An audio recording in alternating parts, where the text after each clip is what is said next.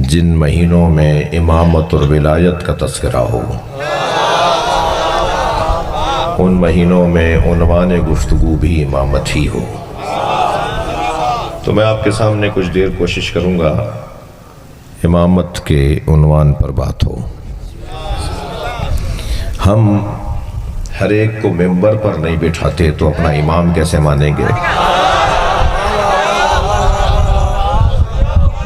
جی، 2 رکعت کا وقتی امام جو ہمیں 2 رکعت نماز پڑھاتا ہے، جی، جس میں میرا اور میرے اللہ کا تعلق ہے، جو 2 رکعت کا وقتی امام، اور لفظ بہتر کروں، جز وقتی امام،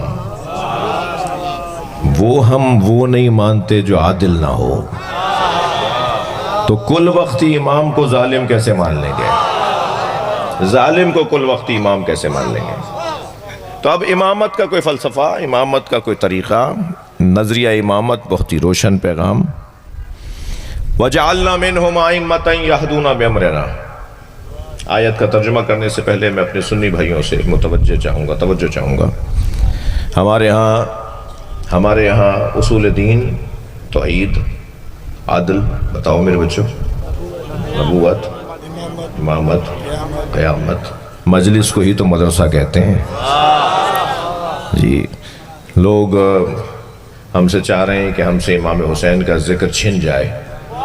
جو ذکر حسین چھیننے کی ناکام کوشش کرتے رہے، وہ منو مٹی کے نیچے دب کر انہیں کیڑے کھا رہے ہیں، اور ہم تو آج بھی چوک پہ مجلس کر رہے ہیں۔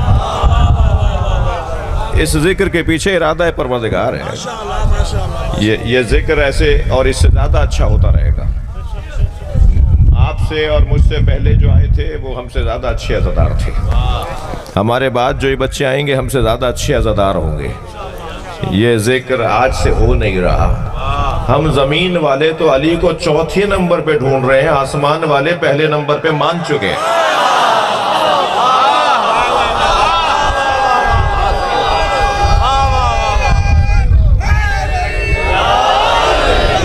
جی، یہ معاملہ ہی کچھ اور ہے۔ لہٰذا اللہ کا خاص کرم ہے ہم لوگوں پر، ہم سنی شیعہ مولائیوں پر، خاص طور پر سندھ کی سرزمین کی تو رونق ہی کچھ اور ہے۔ یہاں تو ہندو بھی عالی مدد بولتا ہے، یہاں کا سنی بھی علم لگاتا ہے، یہاں کا دیوبندی بھی علی شیر حیدری ہوتا ہے۔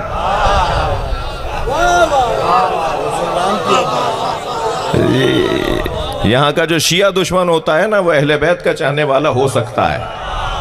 اس لیے جب میرے مجلسوں میں بعض لوگ شیعہ ہوتے ہیں تو میں ان سے کہتا ہوں، بھائی کیوں شیعہ ہو رہے ہو؟ ہماری وجہ سے تو نہیں ہو رہے۔ اگر ہماری وجہ سے ہوگے تو واپس ہو جاؤ گے، ہمارا حال اچھا نہیں ہے۔ ابھی پچھلے دنوں ادھر میرپور خاص کی طرف 2 جوان شیعہ ہوئے، مجلس میں کھڑے ہو گئے، پڑھے لکھے خاندان کے جوان، کہہ رہے ہیں ہم آپ کو بہت عرصے سے سن رہے ہیں، شیعہ ہونا چاہتے ہیں۔ میں نے کہا بھائی کیوں ہو رہے ہو؟ میں بھرتی نہیں کرتا۔ تو میں نے کہا جی مجھے بتاؤ تو صحیح، کیوں شیعہ ہو رہے ہو؟ اگر ہماری وجہ سے شیعہ ہو رہے ہو تو ہمارا تو حال اچھا نہیں ہے۔ کہہ رہے نہیں، ہم آپ کی وجہ سے نہیں ہو رہے۔ میں نے کہا پھر کھڑے ہو کر مائک پر بتاؤ کہ کیوں شیعہ ہو رہے ہو؟ تو ایک جوان نے کہا 2 باتوں کی وجہ سے شیعہ ہو رہا ہوں۔ اب جملہ اچھا تھا تو میں ہدیہ کر رہا ہوں آپ کو۔ وہ کہنے لگا میں ہم دونوں 2 باتوں کی وجہ سے شیعہ ہو رہے ہیں، عظمت علی اور صبر حسین۔ صلوات بر محمد و آل محمد۔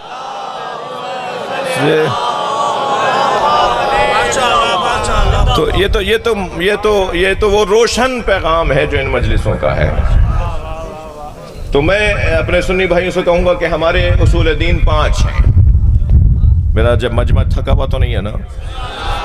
بڑی عنایت آپ کی توجہ میرے ساتھ ہے، اور اللہ بھی خاص کرم کر رہا ہے، موسم اس نے اچھا کر دیا ہے۔ میرے پاس اور آپ کے پاس کوئی عذر نہیں ہے کہ گرمی بہت تھی، بہت دیر ہو گئی تھی، نہیں، حسین کے ذکر میں ہوا بھی شامل ہے۔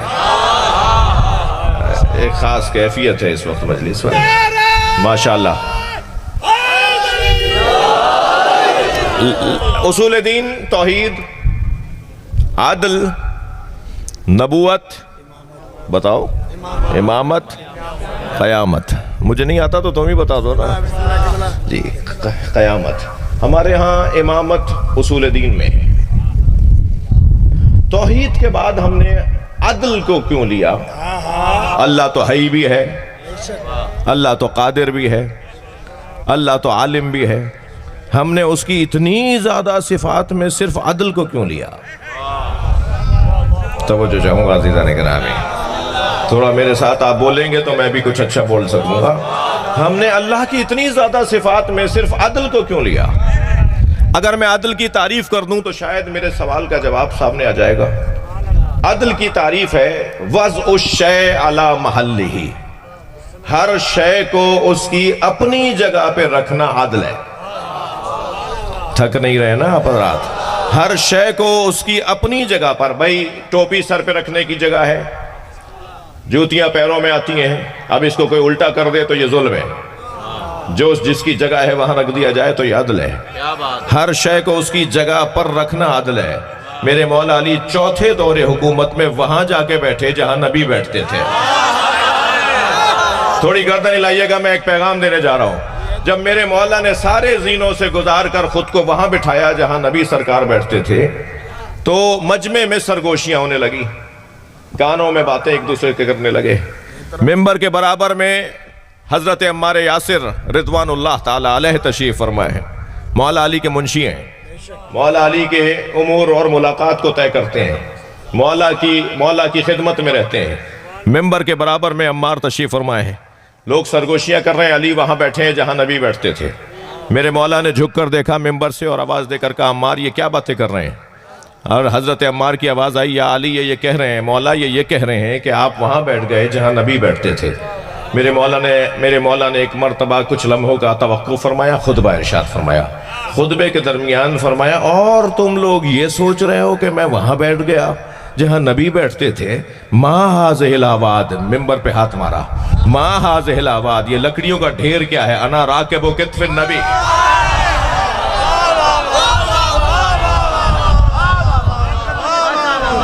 میں دوش مصطفیٰ کا سوار ہوں۔ یہ تو لکڑیوں کا ڈھیر ہے، وہ ممبر ہی ممبر نہیں رہتا جس پہ علی نہ بیٹھے۔ کس کیفیت کے اندر؟ تو اب ہر چیز کو اس کی جگہ پہ رکھنا عدل ہے، ٹھیک ہے؟ میرے بچوں، جوانوں، اسلام دین مساوات نہیں ہے۔ ہمارے یہاں ایک اچھا سجا کے جملہ کہا جاتا ہے، اسلام دین مساوات۔ اسکول کی تعلیم اور ہے، مجلس کی تعلیم اور ہے۔ جی ہمارے اسکولوں میں تو اللہ ہم پہ کرم کرے بس۔ ایک جوان میرے پاس آیا، کہنے لگا، مولانا آج میرے ٹیچر نے کلاس میں کہا مولا علی کا قد چھوٹا تھا۔ میں نے کہا تمہارے استاد کا قد چھوٹا ہے۔ جسے یہ بولنا نہ آتا ہو کہ لفظ کون سا کہاں ادا کیا جاتا ہے، وہ استاد کیسا ہے؟ اگر اسے مولا علی کے قد کے بارے میں بات بھی کرنی تھی تو یہ کہتا کہ مولا علی کا قد لمبا نہیں تھا۔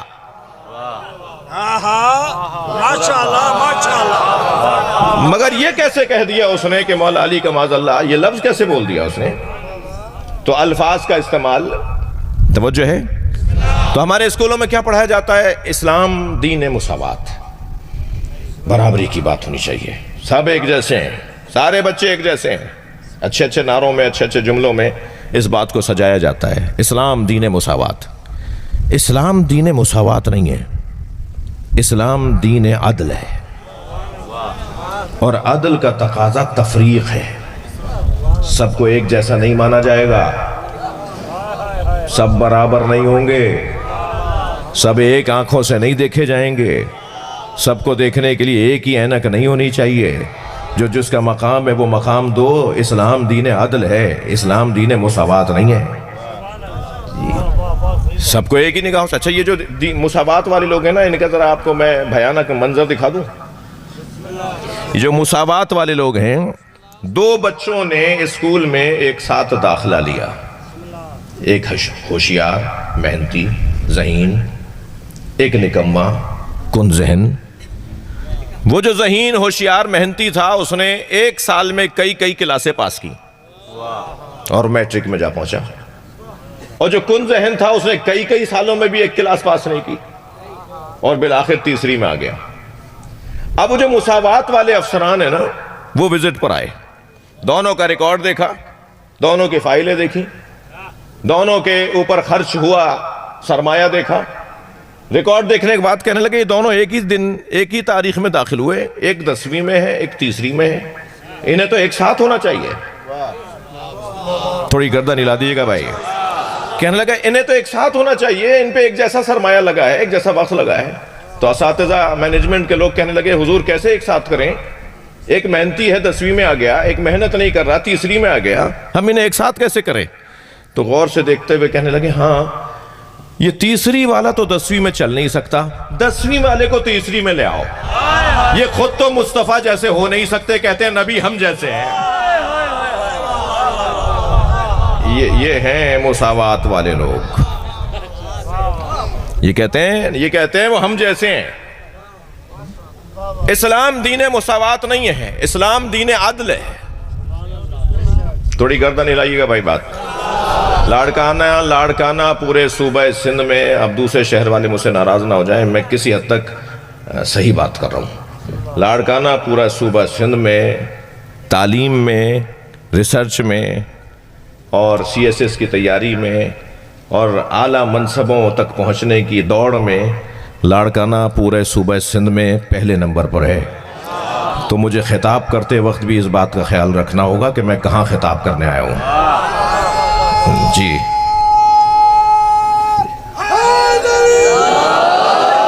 جی مجھ سے آپ جو میری جگہ بنتی ہے ویسے ہی خطاب سنیں گے آپ، تو جب ویسا ہی خطاب سنیں گے تو پھر تھوڑی توجہ بھی بڑھائیں گے۔ اسلام دین مساوات نہیں ہے، اسلام دین عدل ہے۔ عدل کا تقاضا تفریق ہے، سب کو برابر نہیں کر سکتے۔ اچھا مساوات والوں کا ایک اور منظر دکھاؤں۔ مساوات والے کہتے ہیں کہ 2 بھوکے ہوں، توجہ، اور 2 روٹیاں ہوں، تو ایک روٹی ایک بھوکے کو اور دوسری روٹی دوسرے بھوکے کو دے دو۔ یہ ہے مساوات کا پیغام۔ مگر عدل والے کہتے ہیں دیکھو بھوک کس کی کتنی ہے، اگر کسی کی بھوک آدھی روٹی کی ہے تو اسے آدھی روٹی دو، اور کسی کی بھوک 1.5 روٹی کی ہے تو اسے 1.5 روٹی دو۔ یہ ہے عدل کا تقاضا۔ مگر مساوات والے کہتے ہیں سب برابر ہیں۔ بھائی میں کیوں کھل کے بتاؤں کہ نبی کے بعد سب برابر نہیں ہیں؟ بھائی بڑی کتابیں، 14 جلدی کتابیں، 20 جلدی کتابیں لکھی گئی ہیں، طبقات بنائے گئے ہیں۔ جو ہجرت سے پہلے کا مسلمان ہے وہ فتح مکہ کے مسلمان کے برابر نہیں ہے۔ صلوات پڑھ لیں محمد و آل محمد۔ مجھے نہیں پتا میری بات جا رہی ہے یا نہیں آپ تک۔ تھوڑا میرے ساتھ تعاون فرمائیں، اپنے ذہن کو تھوڑا سا اسٹڈی کی طرف لے جائیں، کتابوں کی طرف لے جائیں اور میرا ساتھ دیں۔ میرے مزاج میں بھی نہیں ہے کہ میں وہ بات کروں جو کسی کو برا لگ جائے، اور یہ بھی نہیں ہو سکتا کہ میں وہ بات نہ کروں جو حق نہ ہو۔ تو حق بات بھی کرنی ہے اور سلیقے سے کرنی ہے، اور سلیقہ ہمیں سکھاتا ہے نہج البلاغہ۔ مولا علی کا کلام ہمیں سلیقہ سکھاتا ہے۔ جی تو نظام عدل کا تقاضا تفریق ہے، سب برابر نہیں ہو سکتے، سب ایک جیسے نہیں ہو سکتے۔ اب اللہ کو ہم نے عادل کیوں مانا ہے؟ اللہ کو ہم نے عادل اس لیے مانا ہے کہ جن کا اللہ عادل ہے ان کے رسول اللہ معصوم ہے، اور جن کے رسول اللہ معصوم ہیں ان کے امام معصوم ہیں، اور جن کے امام معصوم ہیں ان کے 2 رکعت نماز پڑھانے والا عالم دین عادل ہے، اور جن کے ہاں عدل ہے ہی نہیں وہ کہتے ہیں صلو خلف کل امام بر و فاجر، ہر پیش نماز کے پیچھے نماز پڑھ لو چاہے وہ نیک ہو یا برا ہو۔ جب ہر ایک کے پیچھے نماز پڑھی جا سکتی ہے تو پھر آہستہ آہستہ قصہ آگے بڑھے گا۔ پھر نبی معصوم کیوں ہے؟ پھر بھری بھی ہوں گی کتابیں کہ معاذ اللہ ایسا کہہ دیا اور ویسا کہہ دیا، اور ایسا کر دیا اور ویسا کر دیا۔ تو پھر جن کے ہاں اللہ عادل نہیں ہے ان کے ہاں رسول عادل نہیں، امام عادل نہیں، پیش نماز عادل نہیں، اور جن کے ہاں پیش نماز عادل ہے ان کے ہاں امام معصوم ہے، اور جن کے امام معصوم ہے ان کے رسول اللہ معصوم ہے، اور جن کے ہاں رسول اللہ معصوم ہے ان کے ہاں اللہ عادل ہے۔ تو یہ جو عدل کا نظام ہے نا، اس کو میں اگر اپنے لفظوں کو بدلوں، میری خوش قسمتی ہے جوانوں کی تعداد غالب ہے، اکثریت جوانوں کی ہے مجلس میں، میں اپنے اس مدعا کو جو اب تک بیان کر رہا ہوں، اسے اگر میں لفظ بدل کے کہوں کہ اللہ کوئی کام بھی میرٹ سے ہٹ کر نہیں کرتا. نہیں گئی میری بات. میں اور پھر بہتر کرتا ہوں. ہر جگہ ایک ہی آواز ہے کہ میرٹ پہ تقرریاں ہونی چاہیے، میرٹ پہ داخلے ہونے چاہیے، میرٹ پہ پارٹی ٹکٹس ملنے چاہیے، میرٹ پہ تبادلے ہونے چاہیے. ہم بھی تو 1400 سال سے یہی کہہ رہے ہیں کہ نبی کے بعد میرٹ پہ ماننا چاہیے.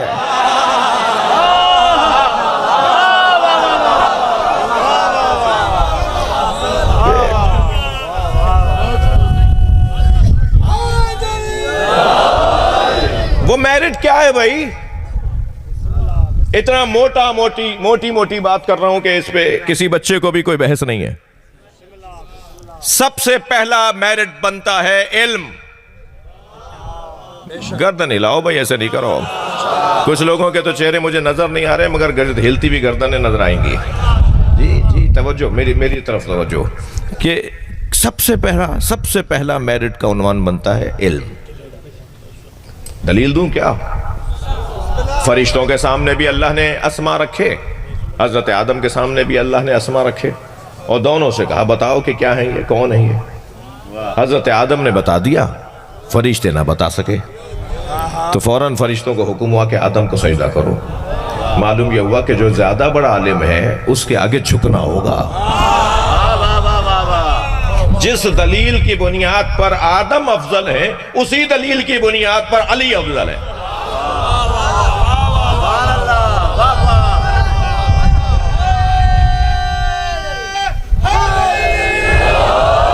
اچھا، میں تو سمجھا تھا لاڑکانہ والے نعرے ہی نہیں لگاتے. ایک دوست نے لگا دیجئے، مل کر جواب دیجئے.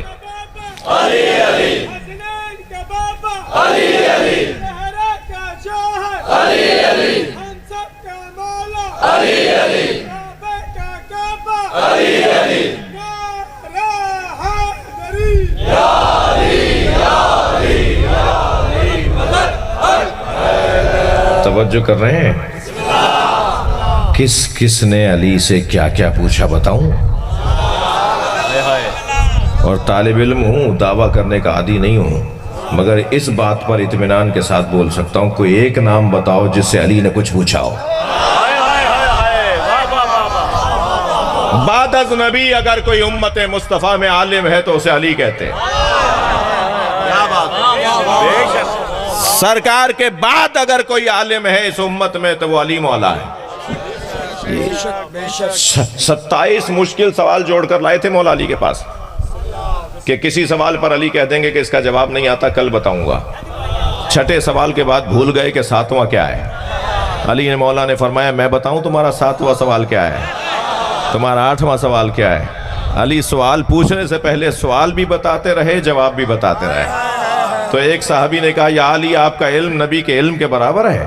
تو مولا علی کو یہ جملہ اچھا نہیں لگا جب اس نے کہا نا آپ نبی کے برابر ہیں.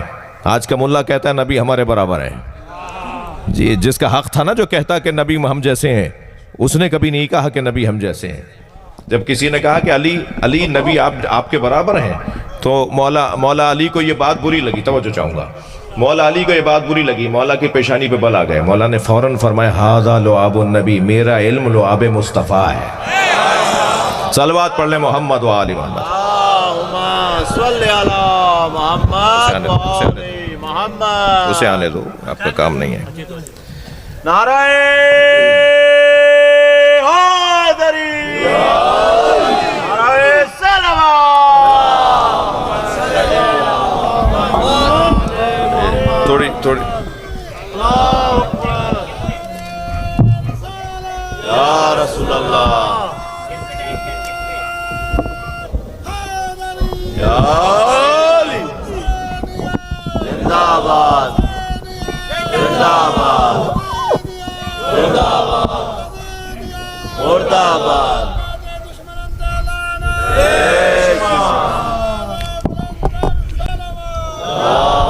اسے صحیح کرو، یہ پھر یوں گھوم جائے گا. اسے صحیح کرو، اس کو صحیح کرو. توجہ میرے ساتھ ہے، انہیں صحیح کرنے دے، میں بات کر رہا ہوں. سب سے پہلا میرٹ علم. مجھے اور آپ کو اگر کبھی غرور کرنے کی اجازت ملی، مجھے اور آپ کو اگر کبھی تکبر کرنے کی اجازت ملی تو صرف اس بات پر ملے گی کہ علی کو پہلا مانتے ہیں۔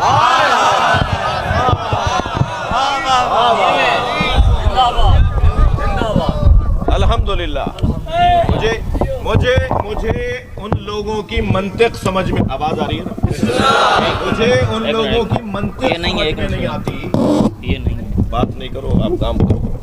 مجھے ان لوگوں کی منطق سمجھ میں نہیں آتی جو یہ کہتے ہیں کہ علی دنیا میں چوتھے نمبر پر ہے اور آخرت میں پہلے نمبر پر ہے۔ کیا بات! جو آخرت میں پہلے نمبر پر ہے اسے دنیا میں بھی پہلے نمبر پہ ماننا پڑے گا۔ اب ذرا آیت کا ترجمہ سنیں۔ وَجْعَلْنَا مِنْهُمْ أَئِمَّةً يَهْدُونَ بِأَمْرِنَا، اور ہم نے ان میں سے کچھ کو امام بنایا۔ یہ اللہ کا کہنا کہ ہم نے ان میں سے کچھ کو امام، صلوات پڑھ لیں ذرا۔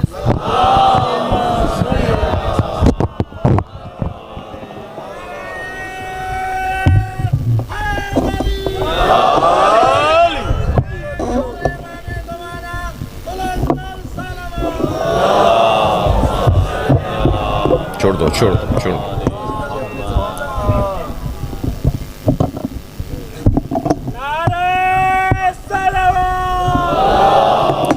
چھوڑ دو بات آگے بڑھے۔ بیٹا نہیں، پیر نہیں رکھو، پیر نہیں رکھو، نہیں، چھوڑ دو، آپ چھوڑ دو۔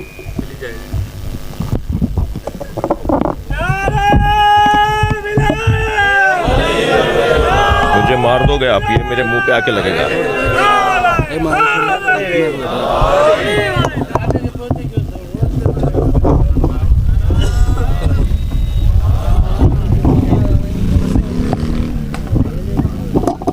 کوئی بات نہیں،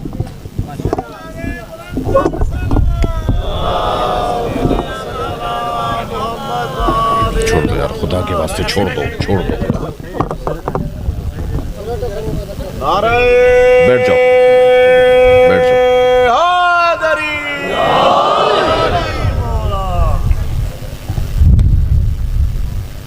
بات آگے بڑھے۔ وَجَعَلْنَا مِنْهُمْ أَئِمَّةً يَهْدُونَ بِأَمْرِنَا، میں نے مقدمہ اپنا مکمل کر لیا کہ اللہ عادل ہے۔ عدل توحید کے بعد اصول دین میں ہے۔ عدل کا مطلب ہے ہر شے کو اس کی اپنی جگہ پہ رکھنا۔ ٹھیک ہو گیا؟ اب ذرا آیت کا ترجمہ سنیں۔ اور ہم نے ان میں سے کچھ کو امام بنایا، ان میں سے کچھ کو امام بنایا۔ جن میں سے اللہ نے کچھ کو امام بنایا ہے نا، وہ عدل کا تقاضا ہے کہ ان میں سے کچھ کو بنائے۔ جی، اللہ ہر ایک کو ہر مقام نہیں دیتا، اللہ ہر ایک کو ہر جگہ نہیں دیتا۔ یہ عدل الہی کا تقاضا ہے کہ جس کا جو مقام ہے وہ اسے دیا جائے۔ بات آگے بڑھ رہی ہے۔ ہم نے ان میں سے کچھ کو امام بنایا ہے۔ اللہ کن میں سے کچھ کو امام بناتا ہے؟ اللہ جن میں سے کچھ کو امام بناتا ہے، ان میں سے ایک کا نام عباس ہے۔ ہاں، استاد قمر جلالوی کے 2 مصرے میں آپ کو ہدیہ کر رہا ہوں۔ استاد قمر جلالوی کہتے ہیں مقام حضرت عباس کم نہیں تھا قمر۔ توجہ، مقام حضرت عباس کم نہیں تھا قمر، پلاتی دودھ جو زہرا امام ہو جاتے ہیں۔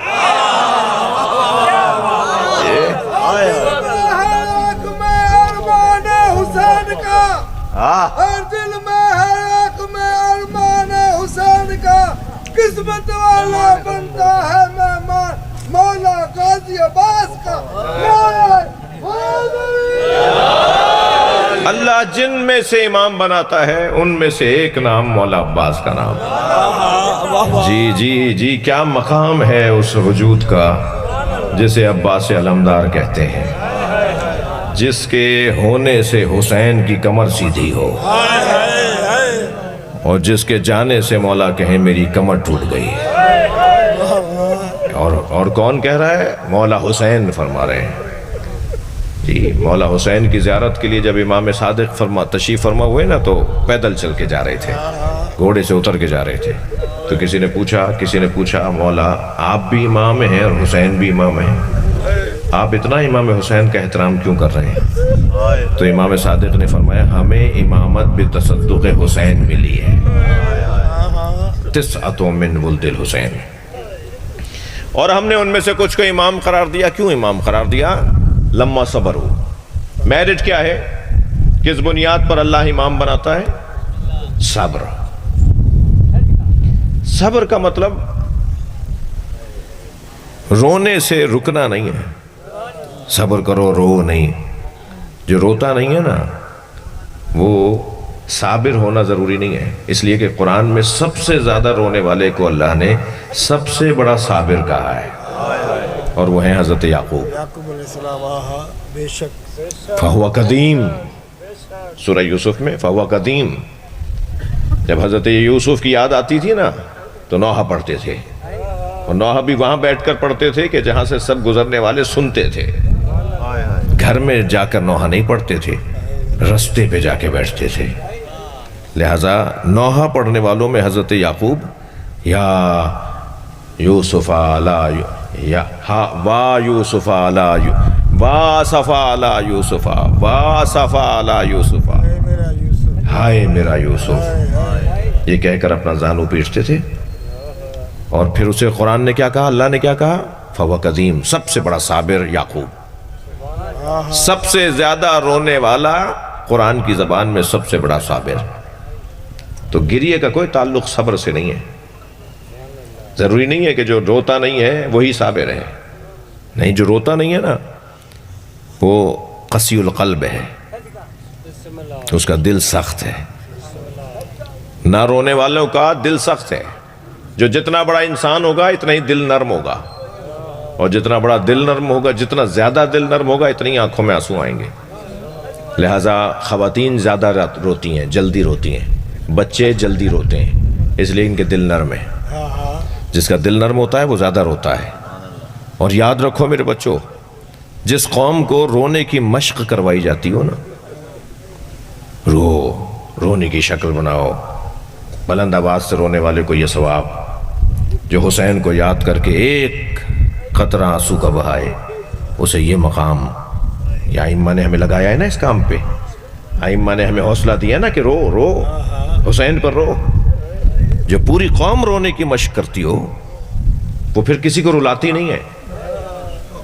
میں مصائب کے باب میں ابھی داخل نہیں ہوا، ایک منزل سے گزر رہا ہوں. صبر. مسلمانوں میں میرے سنی بھائی کچھ دیر کے لیے ہمیں سمجھیں، میں جتنا بڑا شیعہ ہوں اتنا ہی بڑا میں خود بھی سنی ہوں. نہیں ہو سکتا کوئی شیعہ اور وہ سنی نہ ہو، نہیں ہو سکتا ایسا. کوئی اگر شیعہ ہے تو وہ خود بخود سنی ہے. میری خواہش ہے جو خود کو سنی کہتے ہیں وہ بھی شیعہ ہو کر دکھائیں. یہ کیسا ہے کہ علی مولا کو نہ مانتے ہوئے کوئی سنی رہ جائے، علی مولا کی پیروی کے بغیر کوئی سنی رہ جائے؟ نہیں ہو سکتا. سب سے زیادہ مسلمانوں میں جس قوم نے اپنی تحمل مزاجی کا مظاہرہ کیا ہے، آج سے نہیں صدیوں سے، وہ حسین کے عزادار ہیں. سب سے زیادہ، خفا تو نہیں ہو رہے آپ؟ سب سے زیادہ جن کی تصویر اچھی سامنے آئی ہے مسلمانوں میں وہ حسین کے عزادار ہیں. میں تو سنی شیعہ کی بات ہی نہیں کر رہا، حسین مولا کے عزاداروں کی بات کر رہا ہوں. سب سے زیادہ جس کی تصویر اچھی ہے نا مسلمانوں میں وہ حسین مولا کے عزادار ہیں. میں آپ کا نوکر ہوں، خادم ہوں مکتب کا، مسلمانوں کا انسانی خدمات کرنے کی کوشش کرتا ہوں. اسی حلیے میں رہتا ہوں پوری دنیا میں. ایک ملک میں اترا، ایک انگریز ملک میں اسی حلیے میں اترا. کچھ انگریز سامنے سے گزرے، دیکھتے ہوئے گئے، واپس آ گئے. انگریزی میں کہنے لگے بڑا خوبصورت لباس پہنا ہوا ہے، بڑا اچھا لباس لگ رہا ہے. جی کیا پہنا ہوا ہے آپ نے؟ کون ہیں آپ؟ میں نے کہا یہ مسلمان اسکالروں کا لباس ہے. تو ایک خاتون تھی، کہنے لگی مسلم اسکالر ہیں؟ میں نے کہا الحمدللہ. تو کہنے لگی پروفٹ محمد کے گھر والوں کو مانتے ہیں یا دوستوں کو؟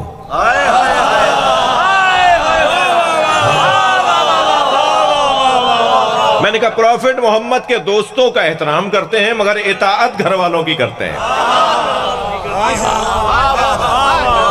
آپ یقین جانیے وہ آپس میں کہنے لگے پروفٹ محمد کے گھر والوں کی جو اطاعت کرتے ہیں وہ اچھے مسلمان ہیں۔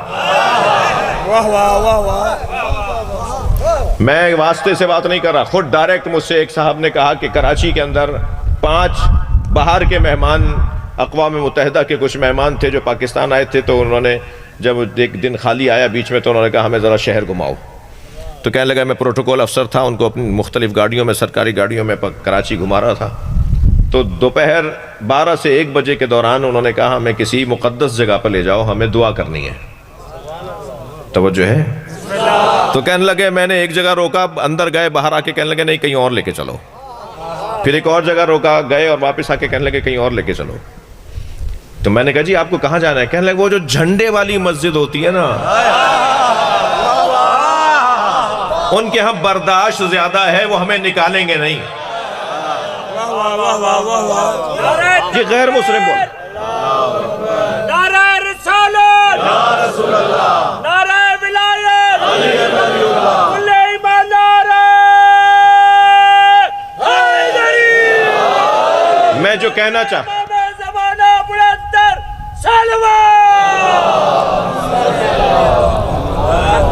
آپ سے زیادہ تو ان کی آواز تھی، ذرا بلند تر صلوات پڑھ دیجئے۔ اللہم صل علی محمد۔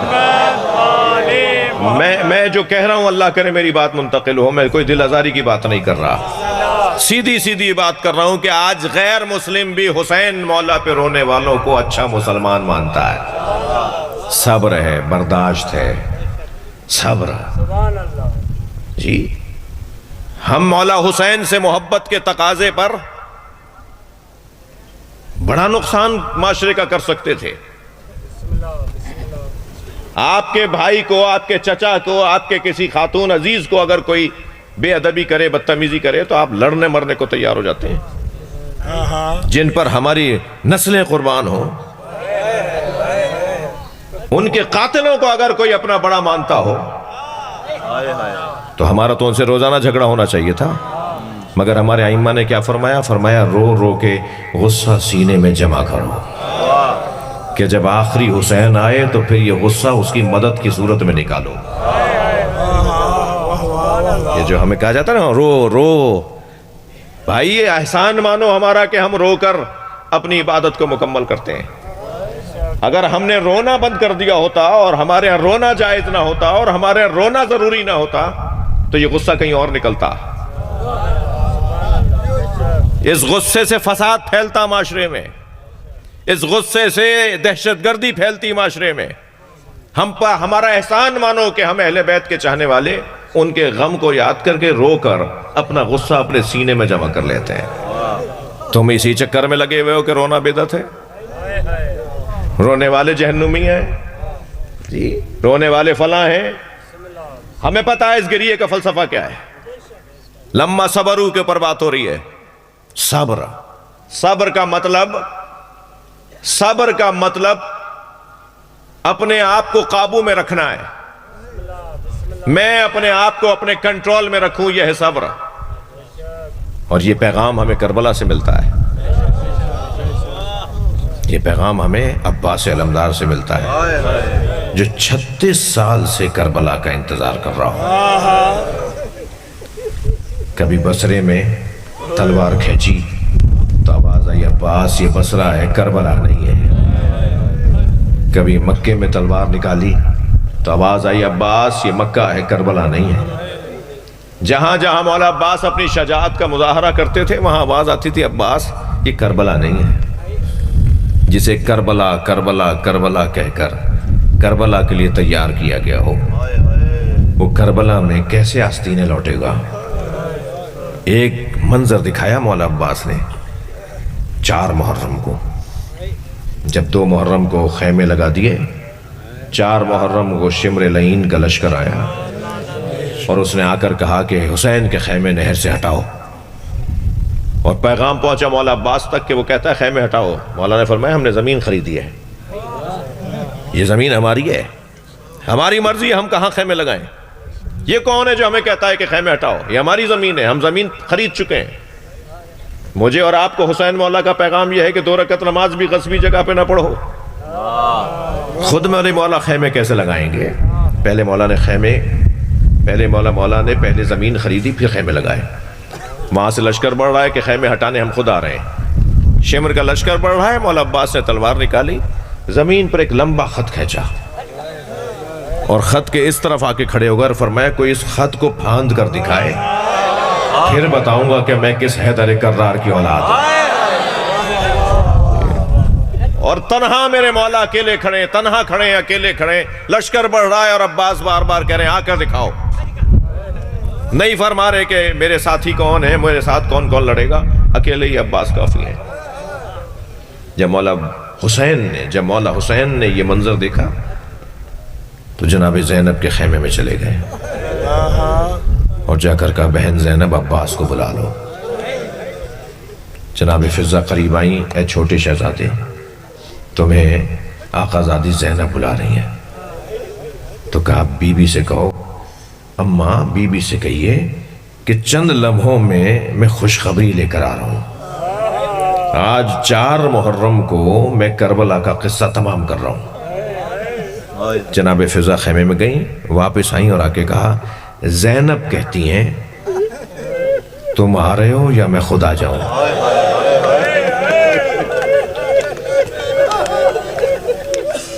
میرے مولا نے تلوار نیام میں رکھی، خیمے میں جو گئے تو کیا دیکھا، بی بی کے برابر میں مولا حسین کھڑے ہیں. سمجھ گئے کہ ماجرا کیا ہے. آواز دے کر کہا مولا آپ چاہتے ہیں میں خیمے ہٹا دوں؟ مولا حسین نے گردن سے اشارہ کیا ہم چاہتے ہیں ہٹا دو. اپنی زمین پر اپنی مرضی سے خیمے نہیں لگ رہے جی. صبر، اپنے آپ کو قابو میں رکھنا. باب الحوائج بننے کے لیے مولا عباس نے کہا تھا نا، کسی خیافہ شناس نے جب کٹا ہوا سر مولا عباس کا دیکھا، جب کٹا ہوا سر مولا عباس کو دیکھا تو چہرہ دیکھ کر کہنے لگا چہرہ بتا رہا یہ گھٹ گھٹ کے مرا ہے. اجرکم اللہ. جو اس کی آرزویں تھی نا وہ پوری نہیں ہوئی، جو یہ چاہتا تھا نا وہ پورا نہیں ہوا. اجرکم اللہ، اجرکم اللہ. لما صبروا، اللہ امام بناتا ہے جن کے ہاں صبر زیادہ ہے. اور کربلا کا پیغام، ان مجلسوں کا پیغام، اس ذکر کا پیغام صبر بڑھانا ہے. اس بچے میں، اس بزرگ میں، اس جوان میں جتنا صبر کا پیمانہ ہے اس پیمانے کو بڑا کرنا ہے. کل جتنے بڑے صابر تھے آج اس سے زیادہ ہو کر دکھائیں گے اور زیادہ ہو کر دکھائیں گے. صبر مقام عطا کرتا ہے. سلام ہو اس صاحب مقام بی بی پر جس کا صبر ایسا ہے کہ ایک بچے کو تو اجلا سا کرتا پہنایا اور حسین مولا کی گود میں دے دیا اور ایک بچی کو زندان شام میں چھوڑائی. اجرکم اللہ، اجرکم اللہ. آپ آباندہ ہو گئے، میں نے بھی اپنا مضمون تھوڑا سا مختصر کر دیا. کچھ دیر کربلا چلیے، اپنے ذہنوں کو میرے ساتھ کربلا لے چلیے. حسین لاشوں پہ لاشیں اٹھا رہے ہیں، غلاموں کے لاشیں بھی خود حسین نے اٹھائے ہیں. حتیٰ حر کے بیٹے کا لاشا یہ کہہ کر مولا نے اٹھایا اور جوان بیٹے کی میت باپ نہیں اٹھاتا. اجرکم اللہ. ہاں، جوان بیٹے کی میت باپ نہیں اٹھاتا. عزادارو رونا تو اسی کا ہے نا، جس نے جوان بیٹے کی میت باپ نہیں اٹھاتا کہہ کر حر کے بیٹے کا لاشا اٹھایا. وہ جب علی اکبر کا لاشا اٹھا رہے تھے تو کوئی نہ تھا جو بڑھ کر یہ کہتا کہ جوان کی میت باپ نہیں اٹھاتا. سنیں گے آپ کی آنکھوں میں آنسو ہے نا. برابر سے ایک بی بی کی آواز آئی. اب جو مولا حسین نے مڑ کر دیکھا جناب زینب کھڑی تھی اور بی بی زینب آواز دے رہی تھی مولا میں نے اسے خود پالا تھا، خود ہی لاشا اٹھاؤں گی. اجرکم اللہ، اجرکم اللہ. اللہ آپ کو کسی غم میں نہ رلائے سوائے غم اہل بیت کے، ہمیں رونے رلانے والوں میں قرار دے. عزادارو لاشیں تو امام نے سارے اٹھائے اور ماتم اس بات کا ہے، رونا اس بات کا ہے جس نے سب لاشیں اٹھائے اس کا لاشا اٹھانے والا کوئی نہیں تھا. 3 دن بے گور و کفن رہا لاشا نبی زادے کا. اجرکم اللہ. ایک بچہ مجھ سے پوچھنے لگا مولانا اتنا اہتمام، اتنا گریا، اتنا سب کچھ، میں نے کہا ہمیں حق دو کہ ہم روتے ہیں، ہمیں حق دو۔ پنجتن کی خاطر کائنات بنی۔ سنی شیعہ سب کہتے ہیں نا بے دم یہی تو پانچ ہیں مقصود کائنات، خیر النساء حسین و حسن مصطفیٰ علی۔ سارا سنی شیعہ مجمع یہی کہتا ہے کہ پنجتن کی وجہ سے کائنات بنی۔ ان پنجتن کے جنازوں کا حال سنیں گے؟ جی نبی کے جنازے میں 11 لوگ ہیں، 1.5 لاکھ سے زیادہ مسلمان مدینے میں ہیں، نبی کے جنازے میں 11 لوگ۔ امت کو اعتراض ہوا مولا علی پر کہ علی نے جنازہ دفنا دیا، ہمارا انتظار نہیں کیا۔ بار بار کہنے لگے، مولا نے خطبہ دیا میں اہل بیت ہوں، ذمہ داری میری تھی، میں کسی کا پابند نہیں تھا۔ نبی کے جنازے میں 11 لوگ۔ اس گھر میں 75 یا 95 دن کے بعد دوسرا جنازہ جناب زہرا کا ہوا۔ سنیں گے کتنے لوگ تھے؟ 4 لوگوں نے جنازہ اٹھایا۔ نبی زادی کا جنازہ، نبی کی اس بیٹی کا جنازہ جس کے آنے پہ نبی کھڑے ہو جاتے تھے، سیدہ کے جنازے میں 4 لوگ ہیں۔ رات کی تاریکی میں جنازہ دفنایا۔ امت کو اعتراض ہوا کہ اہل بیت نے ہمیں اپنے گھر کے جنازے میں نہیں بلایا، اپنے گھر کے جنازے میں نہیں بلایا۔ اعتراض ہو رہا تھا نا، اس گھر میں تیسرا جنازہ مولا علی کا ہے۔ سنیں گے عزادارو، اہل سنت کے مطابق 2 لوگوں نے جنازہ اٹھایا ہے۔ آگے سے جنازہ خود اٹھ رہا تھا، پیچھے سے حسنین اٹھا رہے تھے۔ علی کے جنازے میں 2 لوگ۔ پھر اعتراض ہوا امت کو کہ ہمیں اہل بیت نے اپنے گھر کے جنازے میں نہیں بلایا۔ تو پنجتن کا پہلا جنازہ تھا جو امت کے کاندھوں پہ دیا، وہ امام حسن کا جنازہ۔ امت نے اتنے تیر مارے، تاریخ پڑھ لو میرے بھائی، ہمیں حق دو کہ ہم کیوں روتے ہیں۔ امت نے اتنے تیر مارے کہ بیویاں جنازے سے تیر نکالتی رہیں۔ اور 5ویں جنازے کا حال سنیں گے؟ پنجتن کے 5ویں جنازے کا حال، وہ حسین کا جنازہ ہے جس پہ گھوڑے دوڑا دیے۔ اجرکم اللہ، اجرکم اللہ۔ امام حسین کے بدن کا جوڑ علیحدہ تھا۔ پچھلے دنوں میں مولانا طارق جمیل کو سن رہا تھا، انہوں نے یہ مسائب بیان کیے کہ جب آئی ہیں نا جناب زینب تو لاشا دیکھ کے فرمایا مقطع الاعضاء، نانا آپ کے بچے کے جوڑ علیحدہ کرتے ہیں۔ نانا ھذا حسین، یہ آپ کا حسین ہے۔ اجرکم اللہ، اجرکم اللہ۔ مرمل بالدماء، جس کو خاک اور خون میں غلطان کر دیا۔ مقطع الاعضاء، جس کے اعضاء اور جوڑ علیحدہ کر دیے۔ مسلوب العمامۃ والرداء، میرے ماں باپ، میری نسلیں، ہماری ساری کائنات امام حسین کی جوتیوں کی خاک پر قربان۔ میری اور آپ کی کیا حیثیت ہے؟ اگر میں سائیں کے سانگی صاحب کے بلانے پر آؤں اور یہاں مثلاً کوئی میرے ساتھ ایسی بات ہو جائے تو یہ مجھ سے کہیں گے کہ سوری، معذرت چاہتا ہوں، حسین کو کربلا میں گرایا جا رہا ہے، کوئی امامہ اتار کے لے جا رہا ہے، کوئی ابا اتار کے لے جا رہا ہے۔ سخت جملے کہنے جا رہا ہوں، اللہ مجھے بیان کرنے کی توفیق عطا فرمائے۔ کوئی انگوٹھی اتار رہا تھا تو اس نے انگوٹھی کی خاطر میرا مولا کی انگشت مبارک کو ہی کاٹ ڈالا۔ جی ابن ربی نامی شخص کہتا ہے کہ جب خیمے لٹ رہے تھے تو مجھے پہنچنے میں دیر ہوئی، خیمے لٹ چکے تھے، کسی خیمے میں کچھ بچا نہیں تھا۔ تو ایک سپاہی جو یزیدی لشکر کا سپاہی تھا، میں نے اس سے کہا جو لوٹ کر سامان لے جا رہا تھا کہ کسی خیمے میں کچھ بچا ہے جو میں اٹھا لوں؟ تو اس نے کہا نہیں، سارے خیمے لٹ گئے، حسین کا لاشا لوٹا جا رہا ہے۔ وہ کہتا ہے میں دوڑتا ہوا گیا مقتل میں جہاں حسین کا لاشا تھا، تو مجھے وہاں پہنچنے میں بھی دیر ہو گئی۔ سب حسین کے بدن سے کوئی امامہ، کوئی نالین، کوئی تلوار، کوئی ڈھال، کوئی حسین کے بدن سے کرتا اتار کے لے گیا۔ بس ایک کرتا تھا جو پھٹا ہوا تھا، اسے روکنے کے لیے حسین نے کمر میں پٹکا باندھا ہوا تھا۔ وہ کہتا ہے میں نے دیکھا یہ پھٹا ہوا کرتا، اس کی تو کوئی قیمت نہیں ملے گی، مگر جو کمر میں پٹکا باندھا ہوا ہے اس کی قیمت مل جائے گی۔ تو کہتا ہے میں قریب بیٹھ گیا حسین کے بدن کے اور پٹکے کی گرہ کھولنے لگا۔ جب میں گرہ کھولنے لگا تو حسین شہید ہو چکے ہیں، سر کاٹا جا چکا ہے، مگر حسین کا ہاتھ اٹھنا شروع ہوا اور وہ گرہ پر آ کے رک گیا۔ کہتا ہے میں بہت طاقتور سپاہی ہوں، مگر میں نے پوری طاقت لگائی کہ حسین کا ہاتھ ہٹاؤں، حسین کا ہاتھ ہٹتا نہیں تھا۔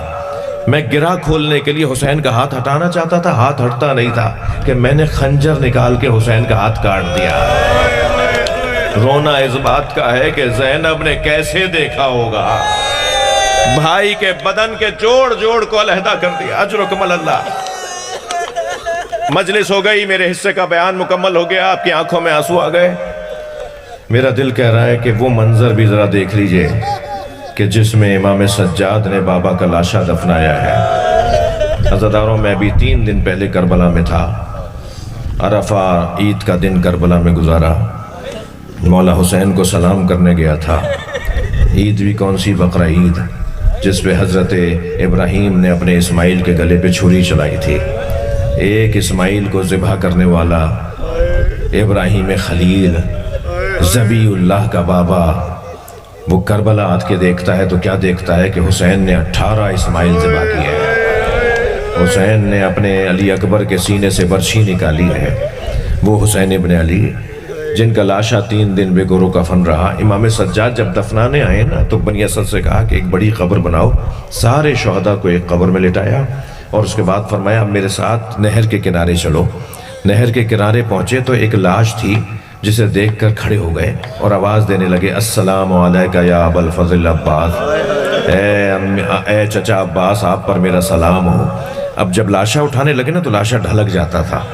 جی، مولا کا لاشا ایک چٹائی میں لپیٹ کے دفنایا ہے۔ جتنی بڑی قبر جناب سکینہ کی ہے نا، اتنی ہی بڑی قبر جناب عباس کی ہے۔ جس کا قد اتنا دراز تھا اس کی قبر بہت چھوٹی ہے، اس لیے کہ لاشا جگہ جگہ سے جوڑ جوڑ سے علیحدہ تھا۔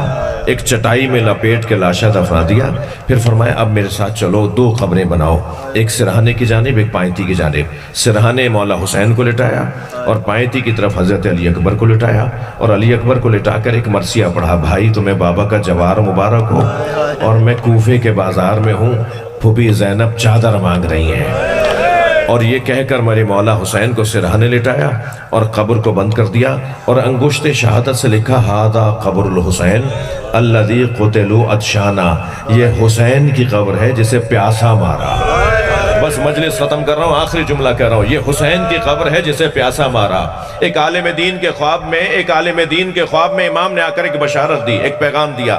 وجہ کیا تھی؟ وجہ یہ تھی کہ ایک روتا ہوا عزادار کھڑا ہو گیا، جیسے ابھی مجلس ہو رہی ہے، ایک عزادار کھڑا ہو گیا، کہنے لگا مولانا یہ تو بتائیے علی اصغر کو کہاں دفنایا؟ یہ بتائیے حسین کے علی اصغر کو، بی بی رباب کے علی اصغر کو امام سجاد نے کہاں دفنایا؟ وہ ذاکر کہنے لگا مجھے نہیں معلوم، تاریخ کچھ نہیں بتا رہی کہ کہاں دفنایا ہے۔ رات کو خواب میں امام حسین نظر آئے، امام نے فرمایا ہمارے رونے والوں کو بتاؤ علی اصغر میرے سینے پہ سو رہا ہے۔ زین العابدین نے یہ بچہ میرے سینے پہ لٹا دیا۔ اللہ لعنت اللہ علی القوم الظالمین۔ یا اللہ ان آوازوں پر رحمت نازل فرما، رونے والوں کی توفیقات میں اضافہ فرما، بانیان کے، حاضرین کے، ذاکرین کے رزق میں، عزت میں اضافہ فرما، لاڑکانہ کی انتظامیہ کو توانائی عطا فرما، حفاظتی اداروں کو بہترین صلاحیتیں عطا فرما، سنیوں کو شیعوں کو پیار سے رہنے کی توفیق عطا فرما، تمام انسانوں کو، ہندو برادری غیر مسلم برادری کے جو مسائل ہیں ان میں آسانی عطا فرما، امام زمانہ کے ظہور میں تعجیل فرما، مولا ہم سے راضی ہوں یہ توفیق عطا فرما۔ اللہم صلی علی محمد وآلہ